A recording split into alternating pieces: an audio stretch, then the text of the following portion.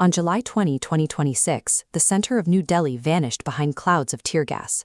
Tens of thousands of young Indians clashed with riot police, pushing their way toward the nation's parliament.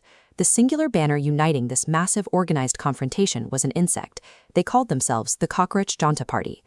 The state shut down public transit and deployed heavy barricades across the capital, swinging batons to hold the line against students. The marchers held their ground. This decentralized coalition was a physical attempt by a youth population to force a direct confrontation with an establishment that had, until this moment, mostly ignored their presence online. The spark ignited 2 months earlier, in May 2026. During a hearing, a senior judge offhandedly referred to ordinary citizens participating in a viral campaign as cockroaches.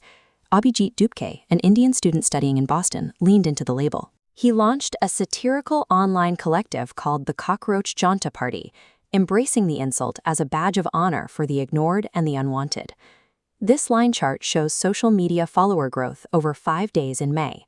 While the ruling BJP and opposition Congress Party flatline, the Cockroach Janta Party's growth is nearly vertical.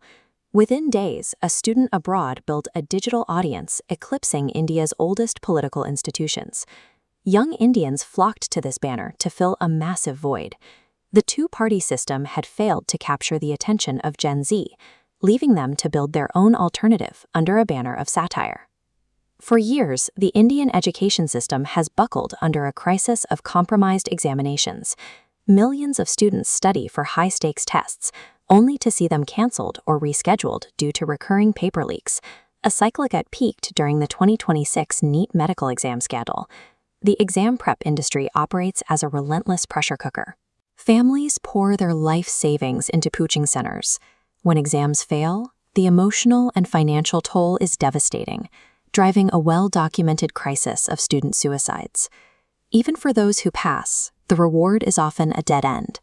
Youth unemployment remains deeply entrenched, while the rising cost of food, fuel, and basic housing hollows out whatever savings these families have left. This dual-axis chart visualizes the reality facing students. The top area shows millions graduating from college every year.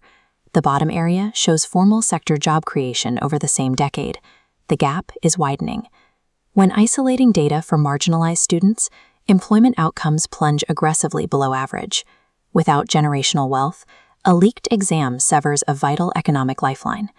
Years of broken exams intersecting with structural joblessness created a highly combustible environment. The Cockroach Janta Party provided a focal point for frustrations that had been building for more than a decade. On June 6, 2026, the movement logged off and stepped into the streets.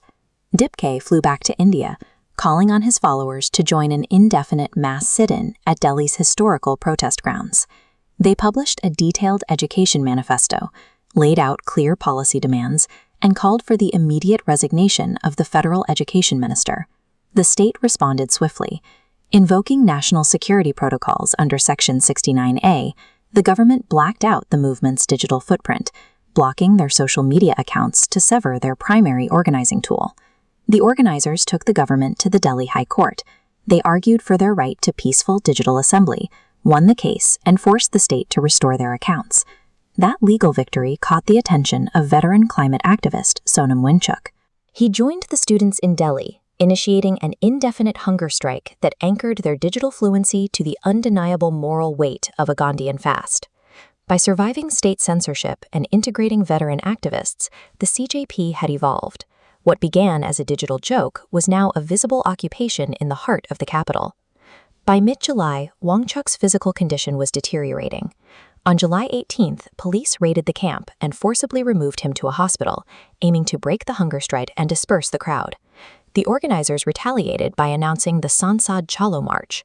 They instructed thousands of followers to march directly on Parliament, issuing strict orders to remain completely nonviolent, carry only the Indian national flag, and reject any symbols from established political parties. The authorities scrambled to contain the surge. They restricted internet access in central Delhi and shut down major transportation arteries, trying to paralyze the city before the students could gather. The students circumvented the blockades, navigating around the barricades and walking miles to press their grievances directly against the walls of the legislative branch. This display of mass civil disobedience left the state with no quiet exit. They faced a physical siege of their own parliament, orchestrated entirely by a youth coalition they had previously dismissed. The unrelenting presence of protesters in the street eventually broke the political silence. Recognizing that baton charges and internet blocks had failed to stop the mobilization, the government opened a channel for dialogue. Senior Union Minister J.P. Nadda held an official meeting with the CJP's designated spokespersons, the first direct, formal negotiation between the political establishment and this decentralized student network. The students handed over specific ultimatums, demanding structural overhauls to exams, financial compensation for affected families, and accountability from the Education Ministry. A campaign that began with a meme about an insect was crystallizing into action, forcing its demands into the center of the nation's policy debate. The electoral future of the Cockroach Janta party remains unwritten, but by reclaiming an insult and occupying public space, they demonstrated how a generation once labeled as apolitical could force its way to the negotiating table.